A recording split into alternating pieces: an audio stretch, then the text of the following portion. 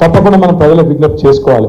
నేను మళ్ళీ చెప్తున్నా మీకు అనిల్ గారు, మీ అదేవిధంగా మీ మండల పార్టీ అధ్యక్షులందరికీ, పోలీసు నిగురుడికి అధికారులు కాంగ్రెస్ పార్టీ కార్యకర్తల్లాగా పనిచేస్తున్నారనే మీ ఆవేదనకు అర్థం ఉంది. నిజంగా కూడా అట్లే జరుగుతూ ఉంది.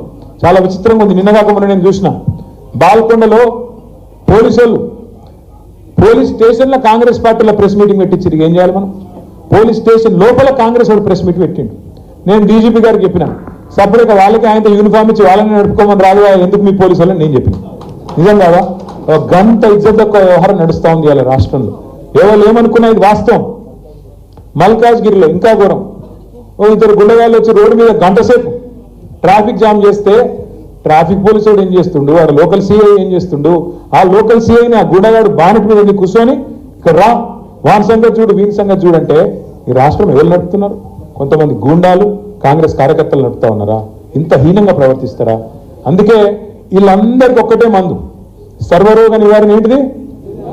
జిందా తెలుసు మాకు. గట్లనే మీరు రేపు లోకల్ బాడీ ఎన్నికల్లో గులాబీ జెండా ఎగిరేస్తే వీళ్ళందరూ లైన్ కట్టి ఆనందింటికాడ మీ ఇంటికాడ నిలబడకపోతే నన్ను పట్టుకోండి.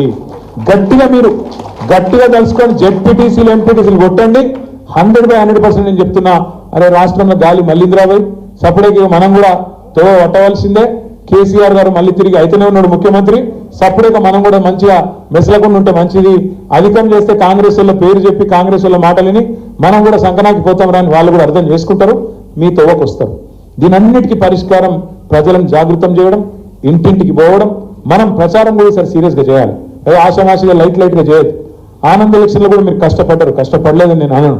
కానీ రకరకాలు జరుగుతుంది ఎన్నిక అన్నప్పుడు ఈసారి మాత్రం టికెట్ ఒకరికే వస్తుంది కదా, బీఫామ్ ఒకరికే వస్తుంది కదా. మిగతా వాళ్ళందరూ నారాజయ్యి రెబెలేసుడు, ఎంతకెళ్ళి ఎన్నిపోట్లు కొడుచుడు, గసటి కార్యక్రమాలు చేయకూరి. నేను ఆనంద్ కూడా కొడుతున్నా. మనోడు మందోడు షెడ్డోడు అని ఫిల్టర్ చేయకు.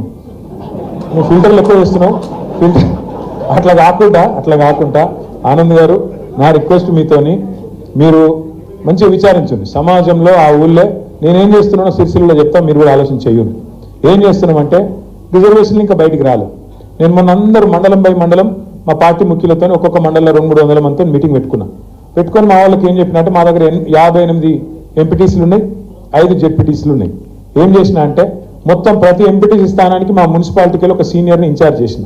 మేము వికారాబాద్ మున్సిపాలిటీకి వెళ్ళి కూడా ఒక్కొక్క సీనియర్, ఒక కౌన్సిలర్ కావచ్చు, మాజీ కౌన్సిలర్ కావచ్చు, పెద్ద మనిషి కావచ్చు, సీనియర్ నాయకుడు కావచ్చు, ఆ ఎంపీటీసీ స్థానానికి ఇన్ఛార్జ్ అయ్యి ఈ లోపల మీ వాళ్ళని ఏం చేయాలంటే ఏ ఊర్లే ఒక మంచి కొత్త కమ్మ పెట్టుకొని ఏ ఊర్లే ఎవలోలు ఓసీ అయితే జనరల్ అయితే ఎవరు, ఎస్సీ అయితే ఎవరు, బీసీ అయితే ఎవరు, ఎస్టీ అయితే ఎవరు, మన వాళ్ళు పోటీదారులు ఎవరు ఉన్నారో ఒక మంచిగా ఒక పేపర్ మీద అన్ని ఎంపీటీసీ స్థానాలకు గాను రాసుకోండి. జెడ్పీటీసీలకు కూడా అట్లే రాసుకోండి.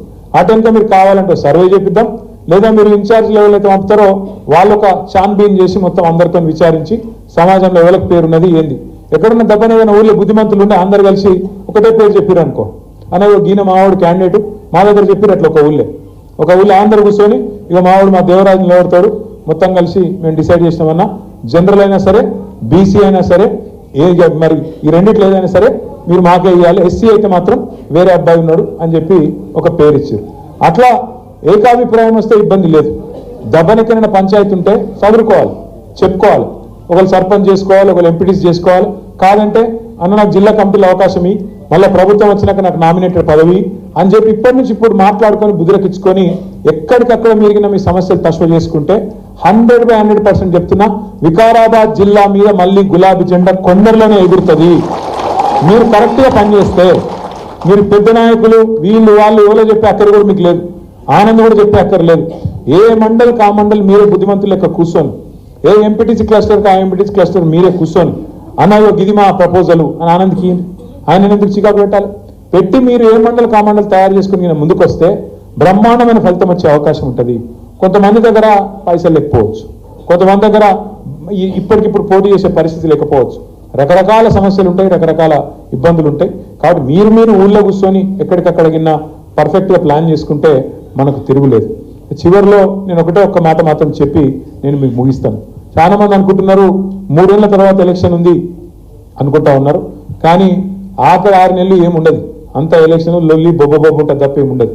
సో కేవలం ఉన్నది 2.5 ఏళ్ళు. అందులో కూడా ఇప్పుడు మళ్ళీ స్థానిక సంస్థలు ఈ ఎలక్షన్లు ఇంకో 2 నెలలు దీనిలో అవుతుంది. అంటే మీకు మిగిలే సరిగ్గా చెప్పానంటే 2 నెలలే ఉన్నది. కాబట్టి ఎక్కువ టైం ఏం లేదు, మీరు బాధపడేది కూడా ఏం లేదు. మళ్ళా 2-2.5 ఏళ్లలోనే కేసీఆర్ గారు తిరిగి ముఖ్యమంత్రిగా రాబోతున్నారు. కాబట్టి అందరం నిబ్బరంగా గుండె ధైర్యంతో ముందుకు పోదాం. ఎవరు ఎన్ని రకాల ఇబ్బందులు పెట్టినా, ఎవరు ఎన్ని రకాల ప్రయత్నాలు చేసినా ఈ ఆరిపోయే దీపానికి వెలుగెక్కువ అన్నట్టు రేవంత్ రెడ్డి కూడా లొల్లెక్కువ, మీ కాడ కూడా లొల్లు ఎక్కువ అవుతుంది.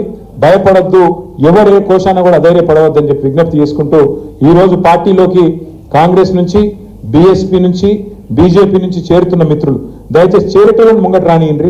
మనోళ్ళు మిగతా వాళ్ళు ఎవరు ఉంటే తర్వాత ఫోటోలు దిగుదాం, ముందు చేరేటోళ్ళని రానియాలని చెప్పి కోరుతూ ఇప్పుడు ఆనంద్ గారు వారిని ఆహ్వానించాలని చెప్తూ జై తెలంగాణ. థ్యాంక్ యూ అన్న. Happy birthday to advance, happy birthday to Anand. పిల్లలకు, పత్రికా మిత్రులకు పేరు పేరున అందరికీ హృదయపూర్వకంగా స్వాగతం, సుస్వాగతం.